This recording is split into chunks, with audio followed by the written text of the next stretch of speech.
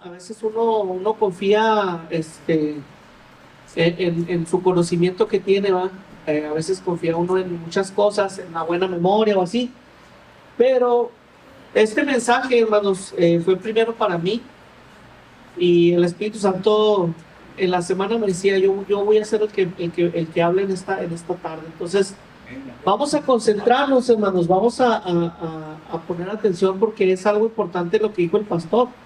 No es un mensaje del hermano Elí, no es un mensaje de nadie, es un mensaje de la palabra de Dios. Entonces, antes del capítulo 25, hermanos, Jesucristo visita el templo de Jerusalén y los discípulos empiezan a enseñarle todos los edificios, todas las construcciones de ese templo, ¿va? Los salones, los cuartos, los atrios de los sacrificios, donde estaban los aceites, todo. Y Jesucristo dice una frase, dice: de cierto les digo que no va a quedar piedra sobre piedra que no sea derribada de este lugar. Entonces, en el capítulo 24, un capítulo antes del que leímos, empiezan los discípulos a preguntarle al Señor Jesús qué señales iba a haber de la venida de Cristo, y empieza a dar una serie de características del Señor. Y después cuenta esta parábola, la parábola de las 10 vírgenes.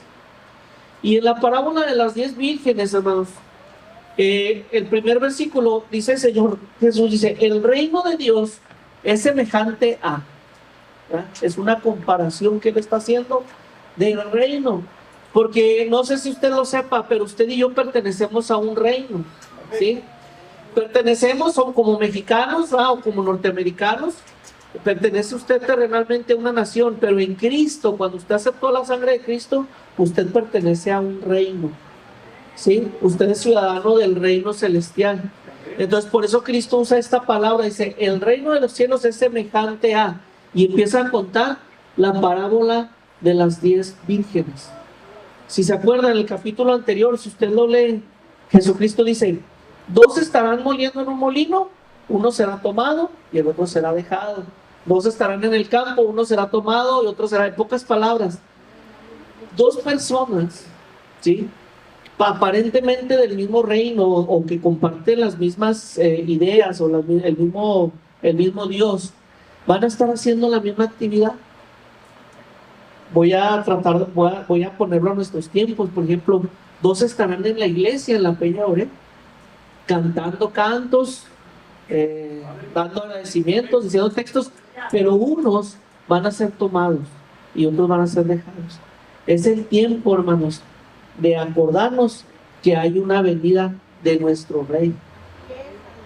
Y el programa pasado que yo tengo de radio, decía una hermanita por llamarnos, decía: hermano, me da mucho miedo esos temas, es que me da miedo que Cristo venga. Y digo: bueno, hermano, entonces hay que ponernos a pensar qué tanto hay de espíritu en nosotros de Dios. Y porque los que tienen el Espíritu Santo, hermanos, están esperando la venida de Cristo. Yo me acuerdo en la época de los 90 se predicaba mucho del tema de la venida de Cristo. Por ahí de los años 2000, yo me acuerdo que decían que las computadoras iban a pagar entrando el año 2000 y que iba a ser el fin del mundo. Y yo me acuerdo la Peña de Oré llena de gente, porque se iba a acabar el mundo en Año Nuevo. No sé si se acuerdan. Y estaba así la Peña de Oré. Estábamos llenos porque la gente pensaba que se iba a acabar el mundo, y pues ahora sí venían a la iglesia. Pero ya pasó eso, hermano, y ya en el 2001 ya no había tanta gente. ¿Sí me entiende? Es entender, hermano, es el tiempo en el que estamos viviendo. Y el tiempo, hermano, de buscar a Dios, como estas vírgenes, estas 10 vírgenes, es hoy. ¿Sabe qué? La característica número 1 de que Cristo viene no es las guerras, ni los terremotos, ni las inundaciones, porque esas cosas, hermanos, siempre han habido en la humanidad. Terremotos siempre ha habido, guerras siempre ha habido, y esas cosas siempre han sucedido. Pero la característica número 1 de que Cristo viene es la apostasía. ¿Sabe qué es la apostasía, hermano? La apostasía es fingir que creemos en Cristo cuando realmente no creemos en Él, cuando realmente estamos en contra de Él. Y cuando Cristo venga, nos vamos a hallar muchas sorpresas. de gente que pensábamos que era muy cristiana, ¿verdad? Como el hermano Elías a lo mejor, y de repente se dan cuenta de que no era tan cristiano como o al revés, gente que pensábamos que no era cristiana, que no era a lo mejor ni salva, y nos damos cuenta que fue arrebatado. Porque la vida del cristiano, hermanos, se basa en el Espíritu de Dios que esté en uno. Y el Espíritu de Dios, hermanos, no es que usted hable muchas lenguas. Pablo decía en el capítulo 13 de Corintios, dice, si yo hablo muchas lenguas, eso de nada me sirve si no tengo amor. Pero el Espíritu Santo, hermanos, que es lo que debe de haber en uno para estar preparados y para no tener miedo de la venida de Cristo, una de las características de eso es, por ejemplo, el gozo. Que haya gozo en usted, que haya alegría, que haya una felicidad, un regocijo, ¿sí? Que usted se sienta orgulloso de que su hermano prospere, de que su hermano crezca, ¿sí? De que su hermano trabaje. La paz de Dios que hay en uno, esa es otra característica que debe usted buscar. La paz con todos sus hermanos, ¿sí? Mire, no puedo decir yo que no conocen a la persona que les voy a hablar, pero voy a decirlo, ¿eh? Conozco una persona que era muy rencorosa y en su vida guardó mucho rencor a mucha gente y por mucho tiempo, ¿sí? Y esa persona me da un consejo a mí, esa hermana me da un consejo un día y me dice, ¿sabes qué? Y dice, te voy a dar un consejo, nunca guardes rencor. Dijo, nunca guardes rencor, dice, porque yo guardé rencor a mucha gente durante mucho tiempo, casi toda mi vida. Y esa gente, dice, a la que yo le guardé rencor, ¿sabes qué? Se me di cuenta que vivió su vida. Crecieron, se casaron, unos tuvieron hijos, otros no. A unos les fue bien en la vida, a otros no. Pero el punto es que ellos nunca se dieron cuenta de que yo estaba enojado con ellos. Y la que me amargué, la que guardé rencor y la que me dañé, fui yo. Porque ellos siguieron viviendo su vida. Entonces la paz de Dios, hermanos, es la que debe de vivir en nosotros, sin guardar rencor. Y si usted tiene rencor ahorita con una persona, con un hermano, hable con él. Porque no sabemos, hermanos, cuándo va a venir Cristo. A mi papá le pasó un caso, no sé si esté por ahí el hermano Elías o ya se fue, no, acá está. Fíjese, a mi papá le pasó un caso con un primo de él, voy a contar la historia, ahí discúlpame papá. Y dice que está muy enfermo su primo, y que él lo estaba cuidando, pero que de repente bajó mi papá a la cafetería del hospital y en eso le marca a una hermana de mi papá, ¿sabes qué, Elías? Ya falleció nuestro primo. Dice mi papá, ¿pero cómo? Dice, pues si yo acabo de bajar de verlo, estoy aquí en el hospital. Le dijo a su hermana, pues sube al cuarto porque ya falleció, nuestro primo ya falleció. Sube mi papá y se da cuenta que había fallecido. Así, en cuestión de nada, hermano. Pues usted no sabe, hermano, cuándo me va a volver a ver a mí. O usted no sabe, hermano, cuándo va a ser qué ropa, la ropa que se puso en la mañana, si es la última ropa que se va a poner, usted no sabe. Porque de lo único seguro en esta vida, hermano, es que algún día ya no vamos a estar. Usted no sabe cuándo Cristo viene. Entonces, le pasa lo mismo a las 10 vírgenes. Cuando habla Cristo de vírgenes, habla de que hay una condición de estas mujeres, una condición moral muy alta. Eran vírgenes. Y era una costumbre en la época de Cristo, hermanos, que las amigas de la novia de la que se había casado fueran el día en la noche de bodas, fueran y se estuvieran en casa donde iban a vivir el matrimonio. Y ahí pasaba la noche, era una costumbre, ¿verdad? Entonces, las amigas de la novia, que eran estas 10 vírgenes, dicen que se quedaron esperando al novio. Las 10 eran vírgenes, ¿eh?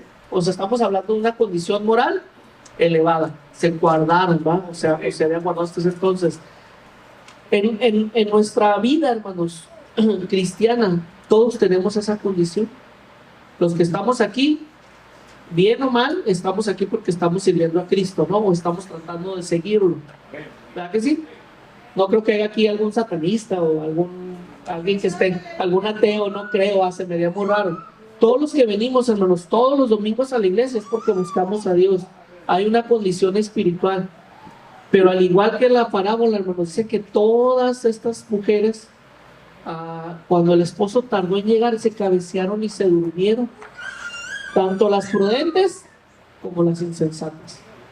Todas estaban en una condición de decaimiento, de cansancio o de dormir, porque a veces has cansado, a veces, bueno, a mí me pasa, a veces yo llego a la iglesia y perdónenos, pero llego a veces de trabajar o de hacer mis actividades, y luego se prenden los ministries, y se sienta uno y pues si te gusta, yo no los culpo, yo nunca he culpo. Cuando alguien se me ha dormido en una predicación, yo no los culpo, los entiendo, al contrario, a mí me ha pasado, es normal. Pero dice la Biblia, hermanos, que a la medianoche se oye el grito del novio que ya venía. Y las 10, hermanos, se despertaron. ¿Sí? O sea, las 10 se avivaron, se despertaron. Pero la diferencia fue para unas y para otras no. 5 de ellas fueron prudentes. Y se prepararon con aceite extra. ¿Sí? Es como mi esposa ahorita en la mañana, yo le decía, no, vámonos ahorita como a las 12:30. Y a llegar a la 1. Me dice mi esposa, dice, vámonos a las 12 del mediodía. ¿Sí? Porque tú no sabes si hay tráfico, tú no sabes si pasó un accidente a lo mejor en la carretera, tú no sabes qué pudiera pasar. O sea, es una mujer prudente. ¿Sí? Una persona prudente es alguien que se adelanta a las cosas. Se adelanta. ¿Sí? La mujer es precavida, por ejemplo, para salir de viaje, ¿no? La mujer prepara comida para el viaje, prepara unas almohaditas por si da sueño, y es prudente, es avisada. Estas 5 mujeres avisadas prepararon aceite extra. ¿Sabe qué es el aceite extra, hermano? Mantenerse en la constante búsqueda del Espíritu Santo. Porque si usted, hermano, se espera a cada domingo a que se le predique, ese aceite, hermano, se va a acabar hasta en 3 días o en 2 días o hasta ese mismo día, porque sale uno de la iglesia, hermano, y sales al mundo, y en el mundo te encuentras con malos jefes, con un pleito con tu pareja, te encuentras con alguien en la calle que te hizo renegar, te encuentras con muchas situaciones. Entonces es la búsqueda, hermano, constante del Espíritu Santo. Y como se le digo, la búsqueda del Espíritu Santo no está en que hable en lengua, no está en que se la mantenga 6 horas orando. En la búsqueda del Espíritu, hermano, es que usted busque ese gozo, la paz, la paciencia, la benignidad, la bondad, la fe, la mansedumbre, la templanza. Trabaje en esas áreas de su vida, hermano, que nos hacen falta. Porque hoy, ¿sabe qué época vivimos? Y yo se lo digo porque en el programa, en la radio donde estoy, me topo con muchos pastores y maestros. Vivimos en una época donde todo el mundo tiene conocimiento. Todo el mundo tiene conocimiento de la palabra. Todo el mundo tiene conocimiento de cómo orar, cómo ayunar. Todo el mundo tiene esos conocimientos. Pero pocos, hermanos, buscan la cobertura del Espíritu Santo. Muy pocos, hermanos. Y es lo que hace falta en este último tiempo. Y vivimos en el último tiempo, hermanos, casi estoy un 99% seguro de que es el último tiempo, por las cosas que se empiezan a orquestar en el mundo. ¿Sabía usted, mire, una de tantas? ¿Sabía usted que la Secretaría de Educación Pública iba a implementar en los libros de texto nuevos gratuitos de las escuelas, iban a implementar ya estas ideologías del LGBT? Solamente que el Grupo Nacional de Padres de Familia, ¿sí?, interpuso una contrademanda y tuvieron que cancelar esos libros. Pero estamos a una nada, hermano, a una nada de que esas ideologías entren. La apostasía. Visitábamos una iglesia, mi esposa y yo, hace tiempo, y nos dábamos cuenta que las predicaciones, ¿sabes de qué se tratan las predicaciones de la mayoría de las iglesias? De échale ganas, de Dios está contigo, de que tú puedes, de que Dios te va a prosperar, y son buenas esas predicaciones, son excelentes, pero nos dábamos cuenta de que siempre se trataba de eso. Siempre hay en las iglesias cristianas un echaleganismo, le voy a llamar así, de que aunque Dios no quiera, aunque el diablo no quiera, Dios sí quiere, y cuando Dios no quiera, que el diablo no quiera. Y están bien esas predicaciones, pero no sirven de nada para la gente. Solo sirven para motivarte, para que te vayas contento, creyendo que pues Dios está contigo. Pero no va a servir nada, hermano, ante una prueba, ante una lucha. No va a servir nada, hermano, ante un gobierno que se le quiere imponer a usted. Cuando en sus escuelas a sus hijos les quieran implementar ideologías que no van con los principios cristianos. Y es donde la iglesia se debe de preparar en oración. Es donde la iglesia se debe de preparar. Por eso debemos de tener esa búsqueda constante, hermano, del Espíritu Santo. Cuando estas vírgenes mandan a las 5 imprudentes o a las 5 que pues no se les ocurrió traer aceite a ir con los compradores, estas regresan a la casa del esposo, y el esposo, cuando abre la puerta, dice: no las conozco.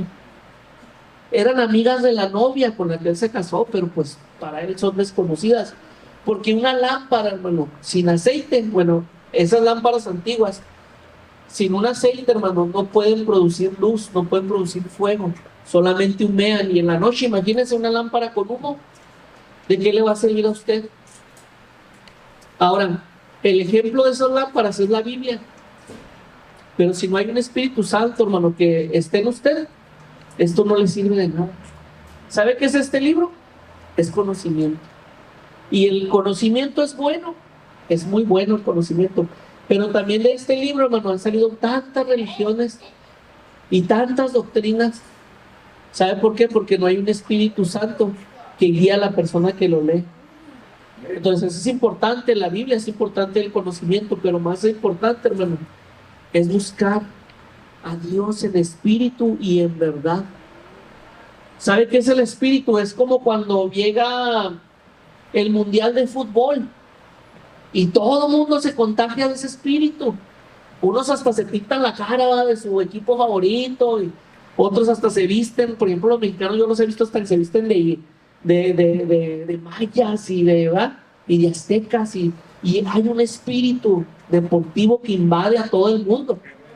Ese es el espíritu, pero nosotros debemos de invadirnos del espíritu de Dios. Pregúntese a usted mismo, ya voy a terminar. Pregúntese a usted mismo, hermano, en esta hora, en esta tarde, ¿por qué viene usted a la iglesia? ¿Qué lo mueve a venir? ¿Será, por ejemplo, los músicos nos mueve a lo mejor la música, tocar un tambor, tocar una cuerda?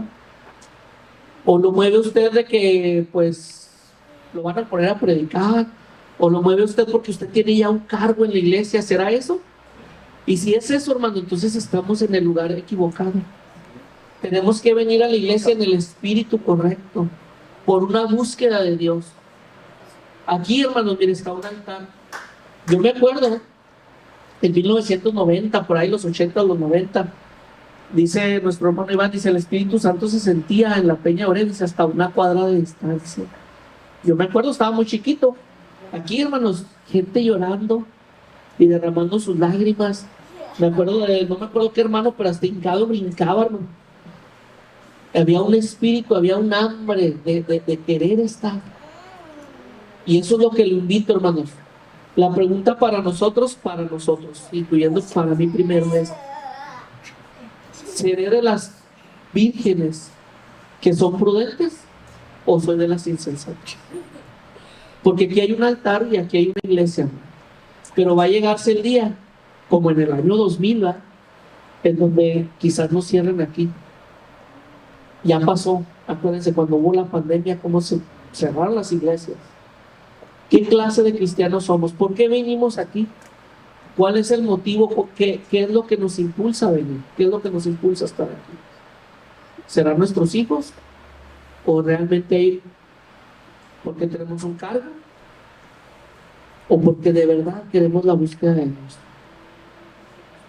Yo los invito, hermanos, en esta tarde, ya para dejar el lugar al pastor, a que reconsideremos eso en nuestra mente y decirle a Dios en esta tarde: Señor, quiero venir por las razones correctas, a buscarte, a adorarte, a buscar tu rostro. Porque el día de mañana, hermanos, si usted no está preparado para adorar a Dios aquí, pues allá menos, porque allá es lo que vamos a estar haciendo, adorando y buscar la presencia de Dios. Póngase sus pies, hermanos, en esta tarde. Voy a dejarle al hermano nuestro